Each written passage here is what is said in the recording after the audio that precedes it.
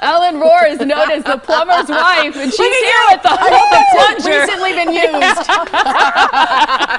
She's here with practical tips to avoid ugly mistakes when it's time to call the plumber. And I think everybody is in touch with this emotion. We hate calling the plumber because you feel like you're going to get ripped off. Yeah, and some things you can do yourself, and sometimes you're going to get in a little too deep. If you decide to do things yourself, you should glove up. So yes, girls, thank you. Oh, okay. This will be good. Happy to do it. This will eliminate the date rape nail polish stuff. Oh, yeah, that's right. Okay, Just wear these to the bar, and no one There's will all want a date kinds rape. of protection out there, and this is what we need. This is what we need for plumbing. Yeah. Okay, it's a good idea to glove up, and you know what? You can go. There we go. Yeah. Indeed. You want to do that, right? Yeah. Okay. You can go online. I mean, YouTube is a great idea for finding some things that you can do yourself. So like tutorials, do you mean? Yeah, so you can go like, how do I unclog my garbage disposal? And you can go online, and there's probably some really good tips there. Okay. So you might try it. A little plunger like this can be really helpful. There are bigger plungers, but if it just takes a plunge, really, do you want to call a plumber for that? Try that not just before a you call a toilet, but plumber. it works for a sink too. Yeah, is what for you're the saying. disposer. Now, Someone told me that was more of a sink like plumber than Size? a toilet one. Oh, okay. Yeah, now my husband, the plumber, likes a bigger, beefier, the black ones and stuff. So you know where it's got different like types. two parts, like it's got like the rounded part, and then like almost like a second layer. Yeah, thing. and then it really gets in there. Yeah. You know how to work that thing. Well, it depends on what's in there, what kind of tool you need. Let's talk about that. No, Here's an easy fix. You can do this yourself. Did you know, a little Wisconsin trivia, that the first disposers were made in Wisconsin by a Wisconsin named John Hamm? Pretty cool. So there you go, a little local amazing. trivia. Yeah, I like that. Okay. Big deal. Then he So went on a to lot win of some people haven't Oscars. seen this because this is usually under your sink, but this is a disposal. Right. Now, first things first, it's not a wood chipper, so you don't want to put like half of a ham down there. It's for light vegetable scraps, and you might even compost. Use these things sparingly, and if you're a good cook, get a really big one. How about like even an apple core? Is that too much? An apple core is okay. It's better in the compost if it's just vegetable, but you know, if you've got a little potato peels, just not too many. The trunk, as I say it, of the broccoli. You're getting into wood something. chipping. Yeah, that's hard to put into a disposal.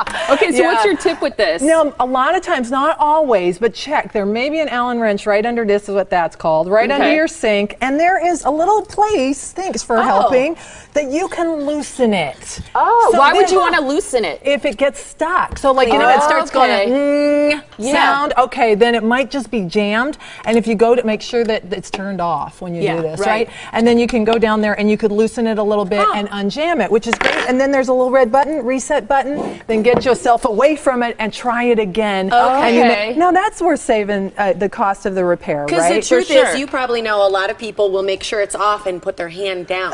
And it's like, I bet that just like freaks you out. It does a little bit, you know, so just make sure it's off, make sure no one's around who can switch it on. But that's a really easy fix yourself. Why does this say no on it? Okay, never, ever, ever use this stuff. Really? Why? And there are some really sexy kind of stuff ads. is it? Any kind of liquid drain dissolver? cleaner. Okay, liquid drain cleaner. You say is a no-no. If you use I've this, used it. you might not just be calling the plumber, you might be calling the undertaker. Really? This is toxic stuff. It dissolves grease and hair. Imagine what it does to you or your kids, and it's awful for the water supply. And the ads right now have this really sexy guy who's supposed to be a plumber on them. How enticing. But don't use this stuff. No, bad. any brand. Any brand. Don't use liquid. Use a mechanical fix to clear a Like drain. those snake things? Now, at that point, you might want to call a professional because this stuff is toxic, right? Okay, now I want to show you some things I've seen inside a toilet or heard about.